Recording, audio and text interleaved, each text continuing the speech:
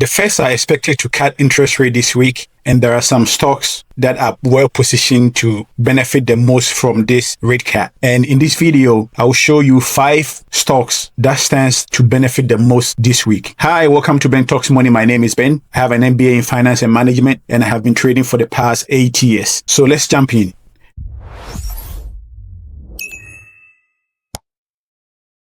The first stock that we will take a look at is CoreWeave. CoreWeave IPO around April. It's an AI stock. They build AI infrastructure for companies to be able to scale their AI project. And this stock, when it first IPO'd, you can see that it moved from, on the daily chart here, you can see that this stock moved from the lows of $35 all the way to the highs of $190. But since then, just like most IPOs, this stock has been declining and is currently sitting around $112. But the reason why this stock will benefit from first rate cut is that lower interest rate benefits companies like this. It gives them the opportunity to borrow more and be able to scale, because all they are doing is building AI infrastructure, scaling the cloud infrastructure so that companies can use their infrastructure. So this stock is one of the stocks that will benefit the most from the rate cut. And if you look at the daily chart here, this stock, it went up. CoreWeave, it bottom around this area. You can see on the daily chart that the stock bottomed around this area, bottom around $87, and then it consolidated for a couple of days, about a week or so, and last week it moved back up to over $100. Actually, it went all the way to $125, and it pulled back Thursday and Friday.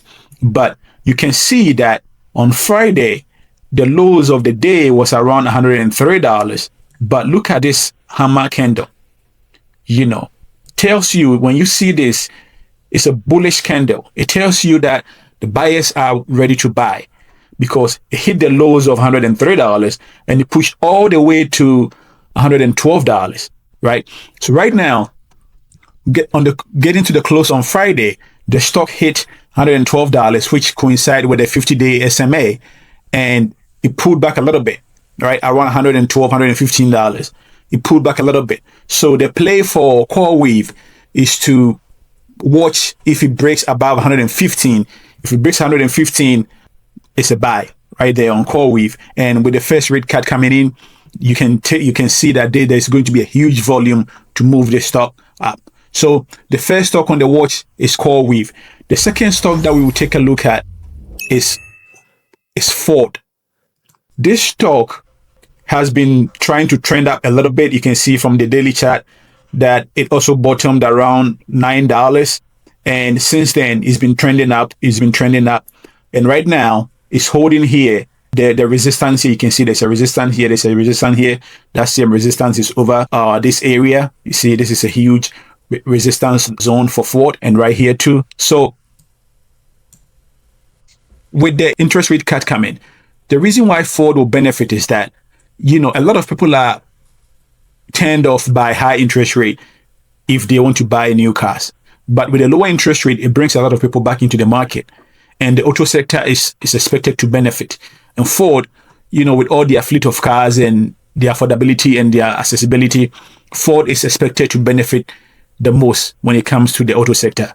So the play for Ford is to wait out a hold of $12 if these stocks hold $12, and then it's a buy. A hold above $12 is a buy. But the thing is, because of the interest rate coming in, the technicals usually doesn't work in this kind of scenario, because there's just going to be a huge volume coming in to break through this resistance. So the second stock on the list is Ford. The next one is Marvell.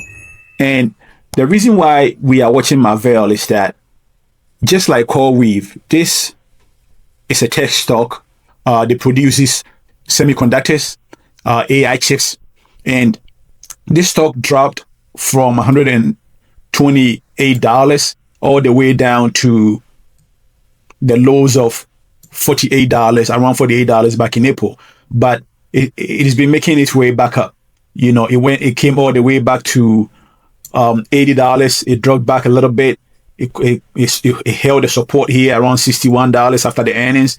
It held the support. You can see the $61 zone is the support. And right now it's trading around 67. So Marvell, it has the 50-day SMA around $72. If Marvell hold around 68, it's a buy. And you have to pay attention to the 50-day SMA. But again, if the red cat comes in this week and these stocks are moving with volume, usually it breaks through all this support zone.